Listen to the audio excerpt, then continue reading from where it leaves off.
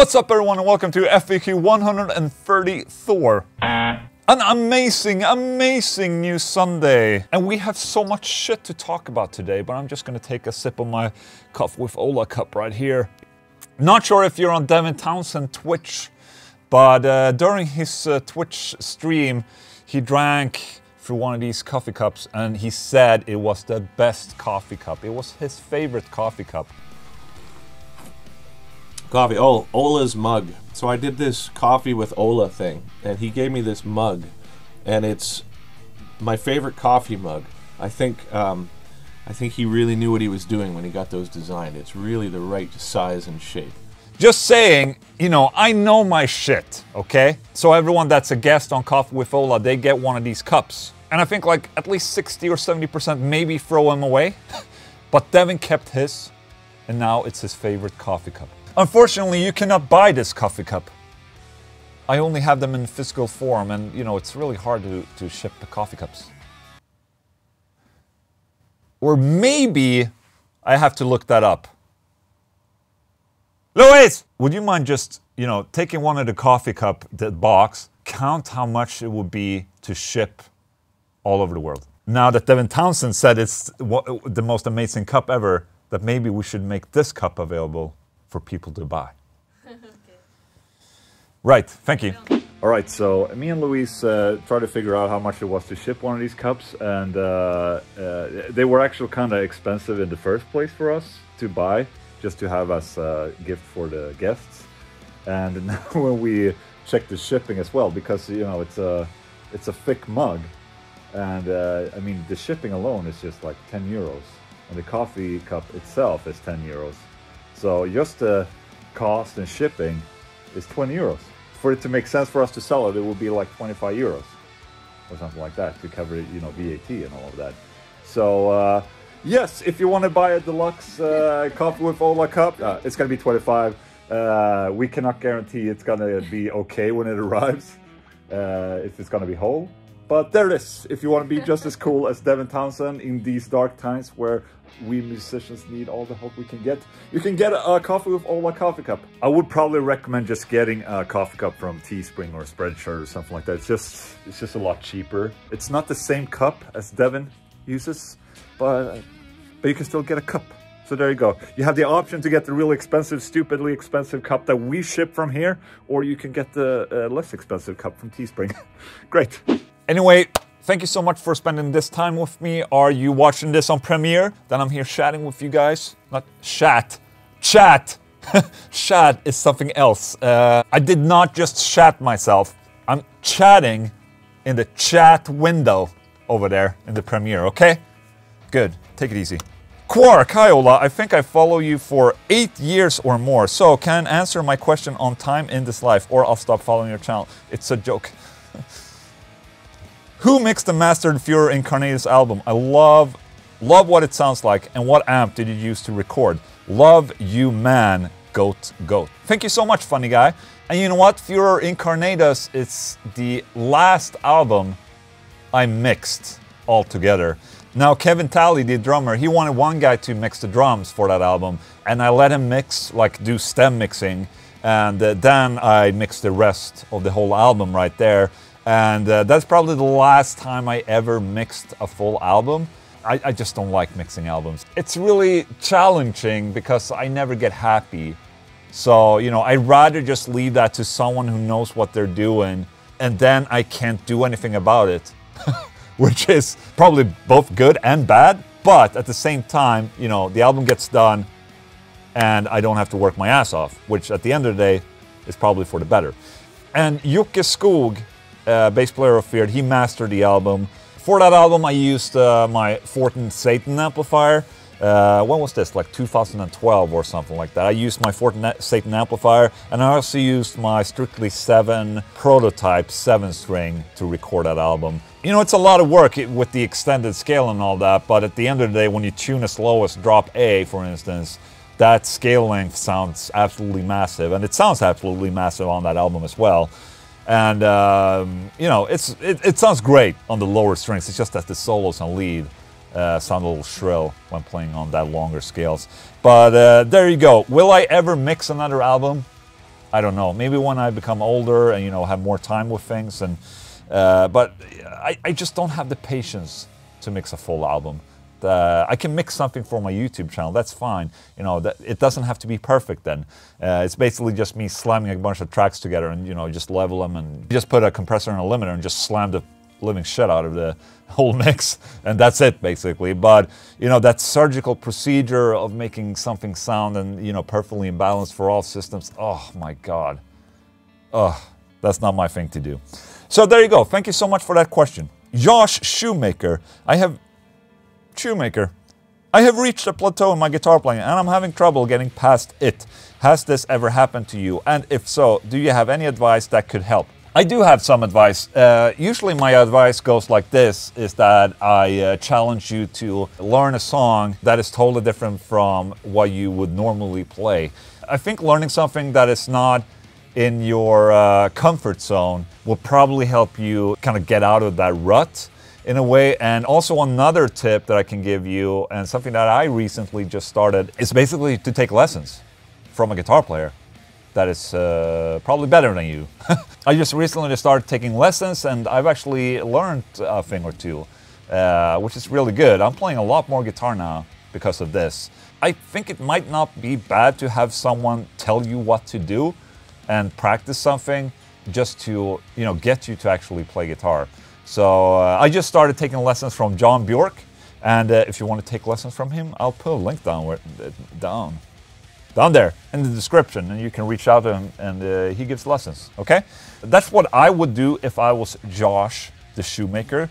I'm really hoping that shoemaking is your job. Let me know. Daniel Simmons, hey Ola, what's the most surprising album you have listened to? Hearing Devin Townsend on Steve Vai's Sex and Religion album definitely surprised me. Also, will we see an SG-style Solar one day? Great question. An album that has surprised me. If I want to win some points with this question, I will probably say something like, you know, the album Close to the Edge by Yes was very surprising for me because I thought it was absolutely incredible. If I answer that, I will seem like I'm a posh and stuck-up asshole, so I guess I have to say something else. I must say, I think the album that surprised me the most about being awesome was when I listened to Bolt Thrower the first time, because obviously I wasn't really into death metal. You know, I was just starting getting into metal, and I heard Bolt Thrower, and you know, it's growling and it's, you know, it's death metal. I was surprised that I really enjoyed it when I was listening to it. It made me genuinely happy. You know, I think in general when people hear death metal for the first time, the natural reaction is this. Oh, why does he have to scream like that? You can't hear what he's singing. You know, I only hear a dog barking. Well, I loved it when I heard it. And how old was I? Probably like 13 or 14 years old. Don't remember exactly. And I was so happy that I discovered this, and I really enjoyed it.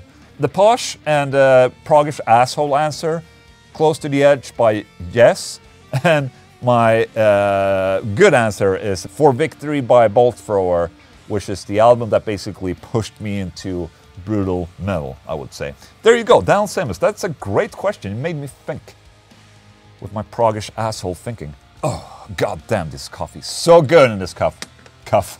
That's not what I wanted to say. I wanted to say cup. Dan Larkin, hi Ola. Fuck question. You're a huge Dimebag Pantera fan. We all know this. But for such a huge Dimebag fan, I never heard you mention Damageplan or Rebel Meets Rebel. What are your opinions on these two projects, mainly Damageplan? Well, that's where you're wrong. I've actually talked a lot about Damageplan and a fair bit about Rebel Meets Rebel. And Damageplan, I like Damageplan, but I think I'm speaking for a lot of people when I say that all we fans were waiting for, we just wanted another Pantera album. And Damageplan was sort of like subpar. I mean, the riffs are cool, but it's just not Pantera, man. I guess I was wishing for more. I was really stoked and psyched about Damageplan, or even when they announced they were called like Newfound Power. I was really stoked. I heard a clip of that.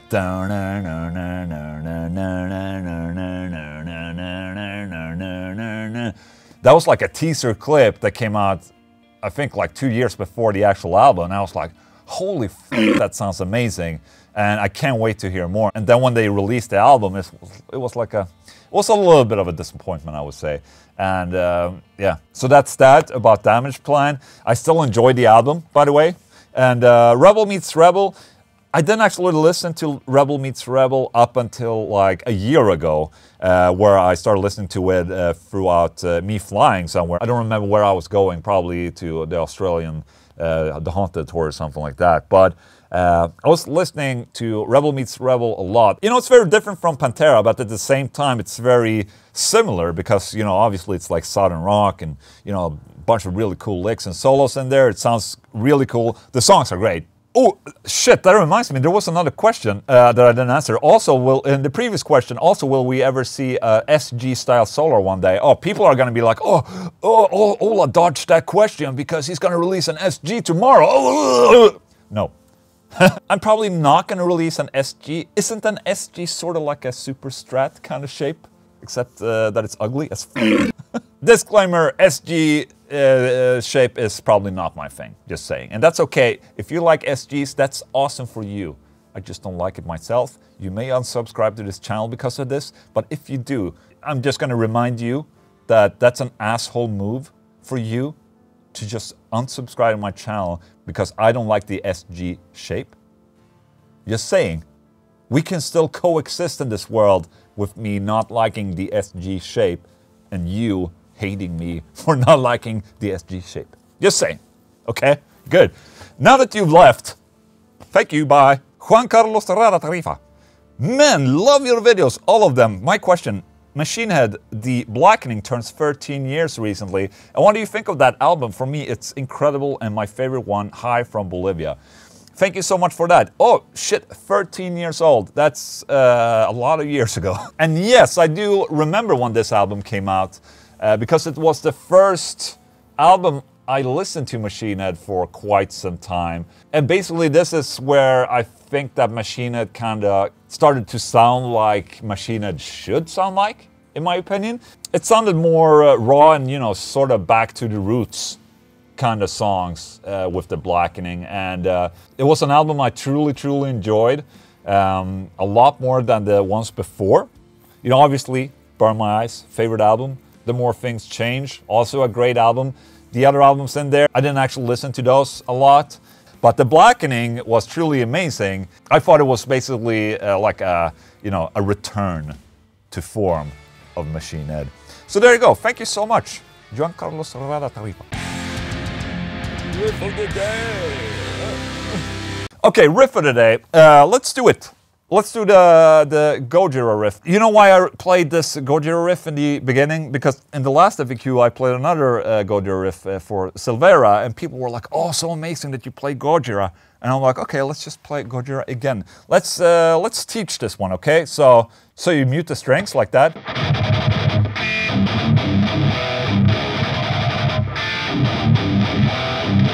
So you need a standard D guitar with a drop C. I just put my finger laying on top of the middle of the second fret here, okay? And then you play like this.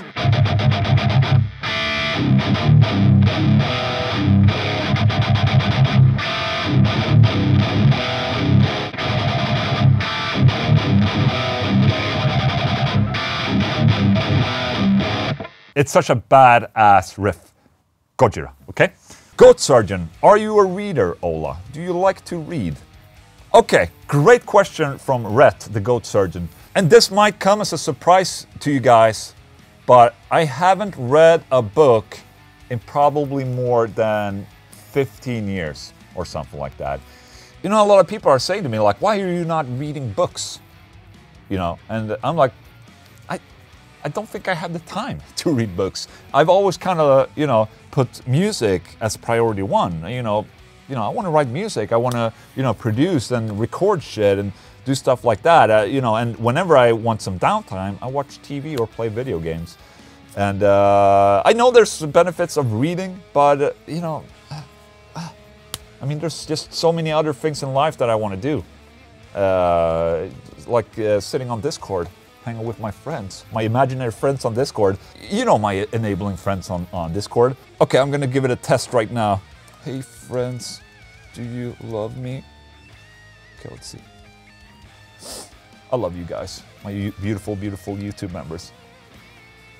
But, okay. Maybe, mayhaps, thank God, my members love me. That's all I need. Who needs books when you have YouTube members on Discord? Content from hell, love you. Ola, you started with the 2 song. It was playing before watching your FAQ. Okay, let's try it again. Love ya. Ola, you started with the 2 song. It was playing before watching your FAQ. Thank you. Janet Oskin, Ola, when did you decide you want to open your own guitar company and why did you name it Solar Guitars? Greetings from Russia. Ever since like 2012, 2013, where I started to actually make my design for the Solar guitar and you know, the Type A, this thingy. This shape right here has been a thing since I think 2011 actually. I was sponsored by Strictly Severn and I had my signature guitar there, and then I was kind of, you know, hoping that someone would take on my my shape like a brand and maybe make something more out of it. Washburn did. They took this and we made a Solar, the Washburn Solar, which was the signature guitar for me, and it became like a series in Washburn. So I already had the idea in mind that I would like to sort of make my own guitar company. And then later, when everyone kind of left Washburn, the people that, you know, I enjoyed working with at Washburn, they left the company, and I was sort of like, you know, maybe this is the time I should try and actually start a company from scratch. I think I took this decision maybe 2016? Could that be it? 16 or 17?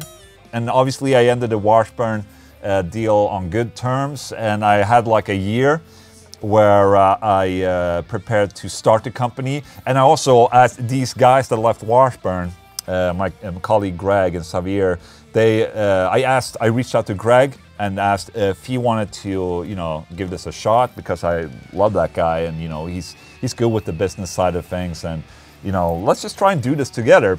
We started Solar Guitars, and it took like a year to build it up, thanks to Greg, who's a master of administration and just setting things up. We had a long year there where we, you know, just basically made everything happen. We built up our website, you know, and all the logistics behind, you know, the guitars, trying out guitars, you know, making samples. Basically just a big-ass business plan. And then eventually when we launched, I wanted to launch being ready, not give any, you know, assumptions of like, oh, we're going to start something, you know, something in 6 months or something like that. I wanted to launch my company and be able to sell guitars straight away. That's kind of like how it worked. Now it's been 2 years. So we started end November 2017. It's been 2.5 years, I guess. It's been going well ever since, and I'm really happy I took that decision. I was very worried of the reaction of me starting my own brand, but I think I made the right choice. You know, I was so prepared. I really wanted to make it good from the start, so that the company, basically, if we're doing shit, it wouldn't be the end of the world, basically. So there you go. Thank you so much. Why did you name it Solar Guitars? Obviously, Solar started with, you know, Ola. There's an Ola in there. Solar. But it's not obviously like my name, which I think is good. So eventually, when I die, it can keep on being named Solar. And people are like, who's this Ola guy? And everyone's like, no idea. There you go. Ben Paisley. Hey, Ola, I was wondering how your new solo material is coming along. What is your rig for recording demos and for the final recordings? Thank you so much. So I just finished off a single that I will release very soon.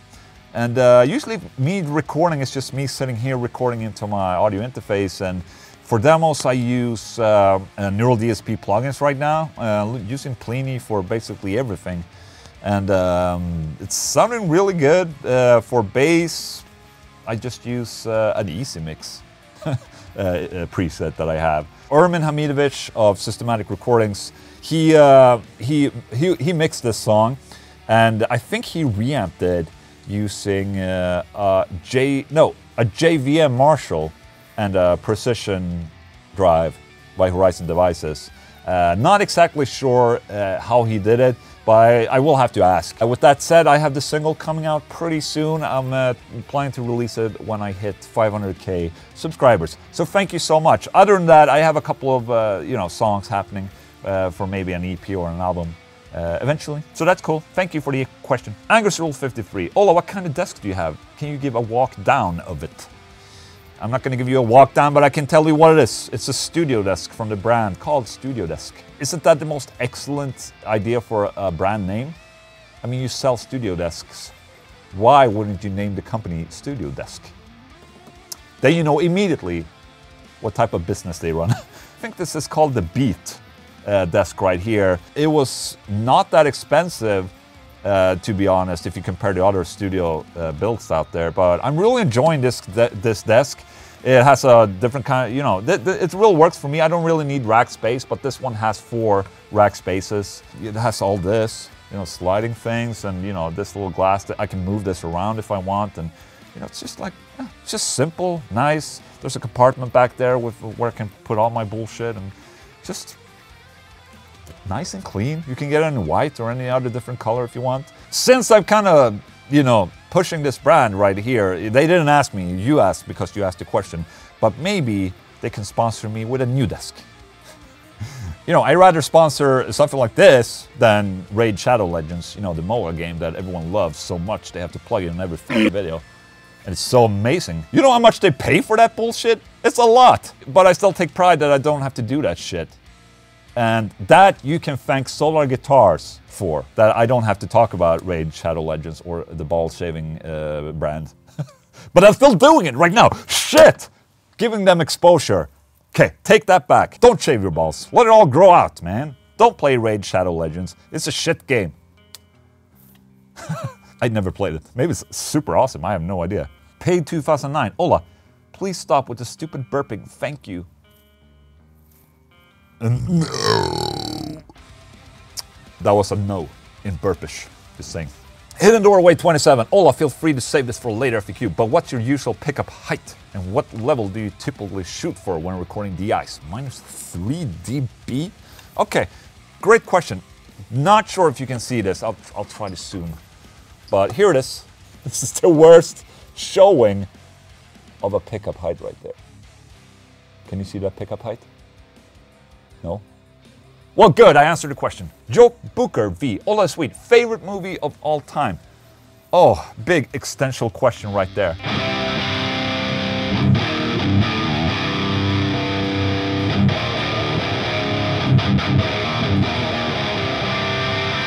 This is a really tough question, and maybe I had this question before, it's just that I don't remember what I answered. But that's good, because the good thing about me and movies and me and memory is that I don't remember shit, which is actually a really, really good feature to have, because I can rewatch movies and enjoy them.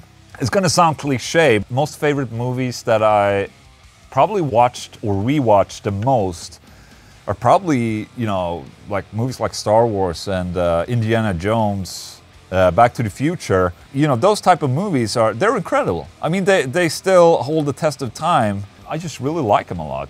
And, the original Indiana Jones, not the new ones, the shitty ones, but like the first 3 of them were amazing. And yeah, man. Positive comment of the day.